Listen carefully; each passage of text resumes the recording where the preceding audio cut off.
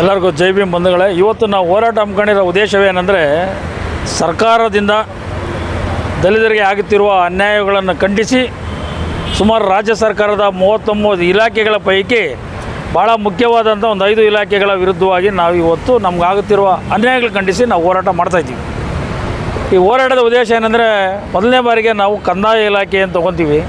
ಕಂದಾಯ ಇಲಾಖೆಯಲ್ಲಿ ಆಗ್ತಿರುವಂಥ ಅನ್ಯಾಯಗಳನ್ನು ನಾವು ಸರ್ಕಾರ ಗಮನಕ್ಕೆ ಸುಮಾರು ಒಂದು 106 ಮಾಹಿತಿಗಳು, 106 ಮನವಿಗಳು, ಹಲವಾರು ಹೋರಾಟಗಳು ಮಾಡಿದ್ದೀವಿ ಅಂತ ನಮಗಂತೂ ಅರ್ಥ ಆಗ್ತಾಯಿಲ್ಲ, ನಮ್ಗೆ ಬೇಜಾರೂ ಆಗ್ತಾಯಿದೆ.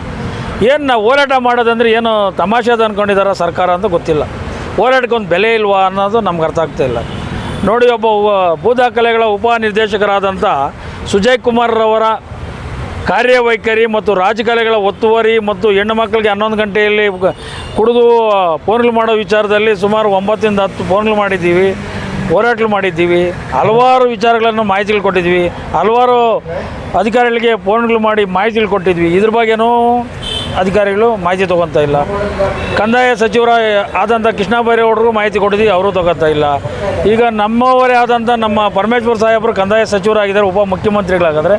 ಈ ವಿಚಾರದಲ್ಲಿ ಒಂದು 4ನೇ ನಾನು ಮಾಹಿತಿ ಕೊಟ್ಟಿದ್ದೀನಿ. ಅವರು ಸಹ ಅವ್ರ ಬಗ್ಗೆ ಎಚ್ಚೆತ್ಕೊತಾ ಇಲ್ಲ.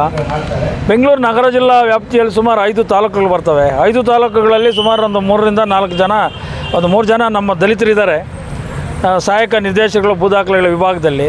ಅವರೂ ಕಾರ್ಯವೈಖರಿಗಳ ಬಗ್ಗೆ ಭಾಳ ನಿರ್ಲಕ್ಷ್ಯನ ತೋರ್ತಾ ಇದ್ದಾರೆ.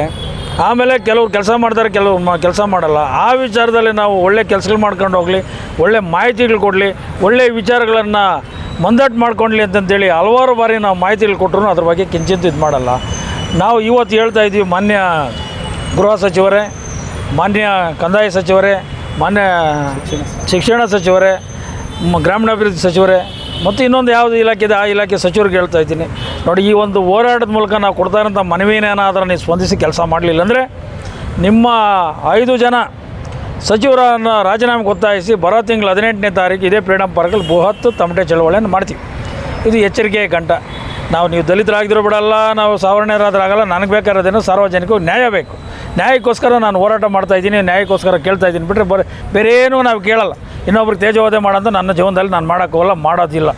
ನಿಮ್ಮಿಂದ ಆಗಿರೋ ಕೆಲಸ ನೀವು ಮಾಡಿಕೊಡಿ. ಅಧಿಕಾರಿಗಳು ಮಾಡೋಂಥ ತಪ್ಪನ್ನು ನೀವೇ ಆದಂಥ ಪ್ರಜಾಪ್ರತಿನಿಧಿಗಳು ಅದನ್ನು ನಿಮ್ಮ ಹಂತದಲ್ಲಿ ತೊಗೊಂಬಂದು ಬಡವ್ರಿಗೆ ನ್ಯಾಯ ಕೊಡಬೇಕು. ನೀವು ನ್ಯಾಯ ಕೊಡಿದ ಪಕ್ಷದಲ್ಲಿ ನಾನೇನು ಮಾಡಬೇಕು?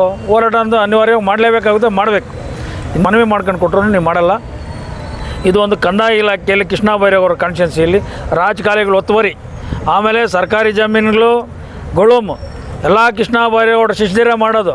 ಇವತ್ತು ಮಾರ್ನಾಕ್ನಹಳ್ಳಿ ಗ್ರಾಮದಲ್ಲಿ ಬರ್ತಕ್ಕಂಥ ಒಂದು ಗ್ರಾಮಡಾನ ಸೈಟನ್ನು ಪಾಪ ಅವ್ರು ದಲಿತರಾದಂಥ ಒಂದು ಜಾಗದಲ್ಲಿ ವಾಸ ಮಾಡಿಕೊಂಡು ನೆಮ್ಮದಿಯಾಗಿದ್ದರೆ ಅವ್ರು ಕಾಸು ಕರಿಮಣಿ ಕೊಡ್ದಿರೋ ಒಬ್ಬರು ವೀಣಾ ಮತ್ತು ಆಮೇಲೆ ಲಕ್ಷ್ಮೀನಾರಾಯಣ ಅನ್ನೋರು ಅವ್ರನ್ನ ಹೊಡೆದು ಆಚೆ ಕಡೆ ಓಡಿಸಿ ಅವ್ರ ಮೇಲೆಲ್ಲನೂ ಅವೇಳನಕಾರಿ ಹೇಳಿಕೆಗಳನ್ನು ಕೊಟ್ಟು ಅವ್ರ ಮೇಲೆ ಜಾತಿ ನಿಂದನೆಗಳೆಲ್ಲ ಮಾಡಿ ಈ ವಿಚಾರದಲ್ಲಿ ಚಿಕ್ಕಜಾಲ ಪೊಲೀಸ್ ಸ್ಟೇಷನ್ಗೆ ದೂರು ಕೊಟ್ಟಿದ್ದೀವಿ. ಠಾಣಾಧಿಕಾರಿಗಳು ಇವತ್ತು ACP ಸಾಹೇಬರು ಬರೋಕ್ಕೆ ಹೇಳಿದ್ದಾರೆ. ಅವ್ರನ್ನ ಇಮಿಡಿಯೇಟ್ಲಿ ಅವ್ರ ಮೇಲೆ FIR ದಾಖಲಿಸಬೇಕು, ದೂರಂದು ವ್ಯವಸ್ಥಿತವಾಗಿ ಮಾಡಬೇಕು. ಆಮೇಲೆ ಕೃಷ್ಣ ಬೈರೇಗೌಡರ ಸಹಚರರು ಎಷ್ಟು ಜನ ಇದ್ದಾರೋ ಎಲ್ಲರನ್ನೂ ಬೋದಾಗ ಇದರಲ್ಲಿ ಬಿದ್ದಿರೋದೆ, ಉಪಕರಣಗಳಲ್ಲಿ ಬಿದ್ದಿರೋದೆ. ಅದು ಇಂಚಿಂಚೂ ಬಿಡ್ತೀವಿ, ಕೆಲವೇ ದಿನಗಳಲ್ಲಿ ಬಿಡ್ತೀವಿ. ಇದು ಒಂದು ಕಂದಾಯ ಇಲಾಖೆಗೆ ಸಂಬಂಧಪಟ್ಟಂತೆ.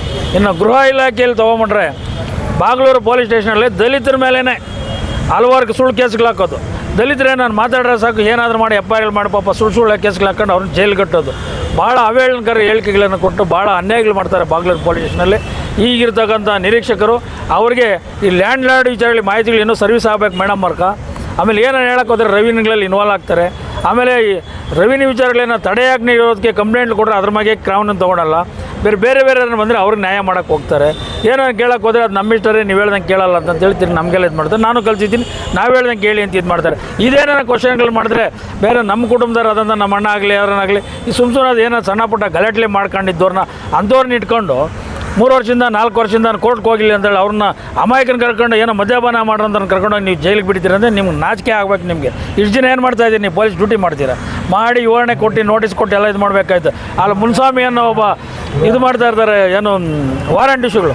ಅಂದವ್ರು ಅವ್ರಿಗೆ ಕಾಸುಗಳು ಕೊಟ್ಟಿಲ್ಲ, ಕರಿಮಣಿಗಳು ಕೊಟ್ಟಿಲ್ಲ ಅಂತೇಳಿ ಮನೆ ಹತ್ರ ಬಂದ್ಬಿಟ್ಟು ಅವ್ನು ನೋಡೋದು ಕರ್ಕೊಂಡೋಗಿ ಇದು ಮಾಡ್ತಾರೆ ಅಂದರೆ ನಾಚಿಕೆಟ್ಟಿನ ವಿಚಾರ. ಈ ವಿಚಾರದಲ್ಲಿ ನಾವು ಬರೋ ತಿಂಗಳು 18ನೇ ತಾರೀಕು ಚಲೋ ಬಾಗ್ಲೂರು ಪೊಲೀಸ್ ಸ್ಟೇಷನ್ ಎಂಬ ಹೋರಾಟದ ಮೂಲಕ ನಾವು ಗೃಹ ಇಲಾಖೆಗೆ ಕಲಿಸ್ತೀವಿ ಬುದ್ಧಿ. ನಾವಂತೂ ಬಿಡಲ್ಲ. ಆ ವಿಚಾರದಲ್ಲಿ ಭಾಳ ಯಶಸ್ವಿಯಾಗಿ ನಾವು ನಡೆಸ್ಕೊಡ್ತೀವಿ. ನಾವು ಕೆಲಸ ಆಗಬೇಕು, ಆ ರೀತಿ ನಾವು ಮಾಡ್ತೀವಿ.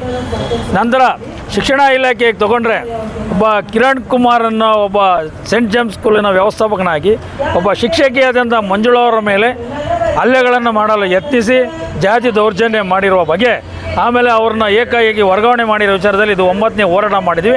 ಇದುವರೆಗೂ ಅಮೃತಹಳ್ಳಿ ಪೊಲೀಸ್ ಠಾಣೆ ಅಧಿಕಾರಿಗಳಾಗಲಿ DCR ಸೆಲ್ಗೂ ಕಂಪ್ಲೇಂಟ್ ಕೊಟ್ಟಿದ್ವಿ. DCR ಸೆಲ್ ಕಂಪ್ಲೇಂಟ್ ಕೊಟ್ಟಾದಮೇಲೆ ಕೃಷ್ಣ ನಾಯಕ್ ಸಾಹೇಬರು DYSP ಅವರು ಸಂಬಂಧಪಟ್ಟ ಅಧಿಕಾರಿಗಳಿಗೆ ಹೇಳೋರೆ ಇಮಿಡಿಯೇಟ್ಲಿ ಅವ್ರು ನೋಟಿಸ್ ಕೊಟ್ಟು ಅವ್ರು ಕರೆಸಿ ಇಲ್ಲಂದು FIR ಮಾಡಿ ಅಂತೇಳಿ ಸಂಬಂಧಪಟ್ಟವ್ರು ಇದುವರೆಗೂ ಮಾಡಲಿಲ್ಲ. ನೀವೇನೋ ಒಂದು 2-3 ದಿನದೊಳಗಡೆ ಅವ್ರ ಬಗ್ಗೆ ನನ್ನ ವಿರುದ್ಧವಾಗಿ ನೀವು ತನಿಖೆ ಕೈಗೊಂಡಿಲ್ಲ ಅಂದರೆ ನಿಮ್ಮ ವಿರುದ್ಧ DCR ಅನ್ನು ಮುಚ್ಚಿ ದಲಿತರ ನ್ಯಾಯ ಕೊಡಿ ಎಂಬ ಹೋರಾಟವನ್ನು ನಾವು ಮಾಡ್ತೀವಿ ಅಂತಂದ್ರೆ ಎಚ್ಚರಿಕೆ ಕೊಡ್ತಾ ಇದ್ವಿ. ಇನ್ನು ಗ್ರಾಮೀಣಾಭಿವೃದ್ಧಿ ಮತ್ತು ಪಂಚಾಯತ್ ರಾಜ್ ಇಲಾಖೆಗಳು ಈ ವಿಚಾರ ತಗೊಂಡ್ರೆ ಬಂಡಿಗೋಡಿನಹಳ್ಳಿ ಗ್ರಾಮ ಪಂಚಾಯತ್ ನಡೆಯುತ್ತಿರುವಂಥ ಅವ್ಯವಹಾರಗಳ ಬಗ್ಗೆ ಈ ನೀತಿಗೆಟ್ಟಂಥ CO ಇದ್ದಾರೆ ಯತೀಶ್ ಕುಮಾರ್ ಅಂತೇಳಿ, ಅವ್ರಿಗೆ ಹಲವಾರು ಬಗೆ ಹೇಳಿದ್ದೀನಿ. ಸರ್ ಇಲ್ಲೆಲ್ಲ ದಾಂಧಲೆ ನಡೀತಾ ಇದೆ, ಇದೆಲ್ಲ ಬಂದುಬಿಟ್ಟು ನೀವು ಗ್ರಾಮಗಳನ್ನ ಅಭಿವೃದ್ಧಿ ಮಾಡಿಸಿ ಇದು ಮಾಡಿ ಅಂತೇಳಿ ನನ್ನ ಮನೆಗೆ ನೀವು ಮಾಡ್ಕೊಂಡೋಗೆಲ್ಲ ಬಂದು ಮಾಡಿ ಅಂತ ಹೇಳಿದಿರಿ. ಈ ಅಯೋಗ್ಯ ನೀತಿಗೆಟ್ಟಂಥ CO ಆದಂಥ ಯತೀಶ್ರವರು ಇಮಿಡಿಯೇಟ್ಲಿ ವರ್ಗಾವಣೆ ಆಗಬೇಕು. ಇವತ್ತು ಕೆಲವು ಗ್ರಾಮ ಪಂಚಾಯತಿಗಳಲ್ಲಿ ಪ್ರಜಾಪ್ರಭುತ್ವದ ವ್ಯವಸ್ಥೆ ಇಲ್ಲ, ಅದನ್ನು ಧಿಕ್ಕರಿಸಿ ಇವರು ಅಧಿಕಾರ ವರ್ಗದವರಲ್ಲಿ ಲೂಟಿ ಮಾಡೋಕೆ ಇಟ್ಕೊಂಡ್ಬಿಟ್ಟವ್ರೆ. ಆಮೇಲೆ ಪೂರ್ಣಚಂದ್ರನೊಬ್ಬರನ್ನ ಸಸ್ಪೆಂಡ್ ಮಾಡಿದ್ದೀರಾ ನೀವು, ಆ ಬೇರೆಯವ್ರನ್ನೊಬ್ಬರನ್ನ ನೇಮಕ ಮಾಡಿದ್ದೀರಾ, ಅವ್ರಿಗೆ ಇನ್ಚಾರ್ಜ್ ಕೊಟ್ಟಿಲ್ಲ. ಅದನ್ನು ಭಾಳ ಅನ್ಯಾಯ ಆಗಿರ್ತದೆ. ಅದ್ರ ವಿರುದ್ಧವಾಗೂ ವ್ಯವಸ್ಥಿತವಾಗಿ ಹೋರಾಟ ಆಗಬೇಕು. ಅವ್ರು ಇಮಿಡಿಯೇಟ್ಲಿ ಅವ್ರು ವರ್ಗಾವಣೆ ಆಗಬೇಕು. ಮತ್ತು ಗ್ರಾಮೀಣಾಭಿವೃದ್ಧಿ ಮತ್ತು ಪಂಚಾಯತ್ ರಾಜ್ ಇಲಾಖೆ ಮತ್ತು ಲೋಕೋಪಯೋಗಿ ಇಲಾಖೆಯಲ್ಲಿ ಏನು ನಮ್ಮ ಸತೀಶ್ ಜಾರಕಿಹೊಳಿ ಸಾಹೇಬ್ರು ಇದ್ದಾರೋ, ಸತೀಶ್ ಜಾರಕಿಹೊಳಿ ಸಾಹೇಬ್ರು ನಾನು ಭಾಳ ದೊಡ್ಡವರು ಅಂದ್ಕೊಂಡಿದ್ದೆ. ಅವ್ರು ಈ ಮಟ್ಟಕ್ಕೆ ಇಳಿತಾರೆ ಅಂತ ನನಗೆ ಗೊತ್ತಿರಲ್ಲ. ಆ ಬಂಡ್ಗೋಡಿಗಳ್ಳಿ ಸರ್ಕಾರಿ ಜಾಗಗಳಲ್ಲೆಲ್ಲನೂ ಬಂಡ್ಗೋಡಿಗಳ್ಳಿ ಪಂಚಾಯತಿಯಲ್ಲಿ 9-10 ಹಾಕ್ಕೊಟ್ಟಾರೆ. ಆಮೇಲೆ ಕೇಬಲ್ಗಳು ಹೇಳ್ಕೊಂಡು ಹೋಗ್ತಾರೆ. ಆಮೇಲೆ ರೋಡ್ಗಳು ಸರಿಯಿಲ್ಲ, ಅದನ್ನೆಲ್ಲ ನೀಟಾಗಿ ಮಾಡಿ ಅಂತ ಅಧಿಕಾರಿಗಳು ಹೇಳಿದ್ರೆ ನಾನು ಮಿನಿಸ್ಟ್ರಿಗೆ ಹೇಳ್ಕೊಂಡು ಹೋಗ್ರಿ ಅಂತ. ಈ ಮಿನಿಸ್ಟ್ರಿಗೆ ಒಂದು 11 ನಾನು ಹೋರಾಟ ಮಾಡಿ ಮಾಹಿತಿ ಕೊಟ್ಟಿಲ್ಲ. ಅವರ ವಿರುದ್ಧವಾಗೂ ನಾವು 18ನೇ ತಾರೀಕು ಹೋರಾಟ ಮಾಡ್ತೀವಿ. ಇದನ್ನು ಎಲ್ಲ ವಿಚಾರದಲ್ಲಿಯೂ ನಮಗೆ ನ್ಯಾಯ ಕೊಡಬೇಕು.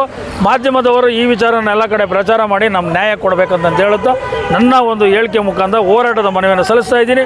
ನಮಗೇನ ಒಂದು 2-3 ದಿನದಲ್ಲಿ ನ್ಯಾಯ ಸಿಕ್ಕಿಲ್ಲ ಅಂದರೆ 18ನೇ ತಾರೀಕು 5 ಜನ ಮಂತ್ರಿಗಳ ರಾಜೀನಾಮೆಗೆ ಒತ್ತಾಯಿಸಿ ಬೃಹತ್ ತಮಟೆ ಚಳವಳಿಯನ್ನು ಇದೇ ಜಾಗದಲ್ಲಿ ಹಮ್ಮಿಕೊಂಡು ಅಂತ ಎಚ್ಚರಿಕೆಯನ್ನು ಸರ್ಕಾರಕ್ಕೆ ನೀಡ್ತಾ ಇದ್ದೀನಿ.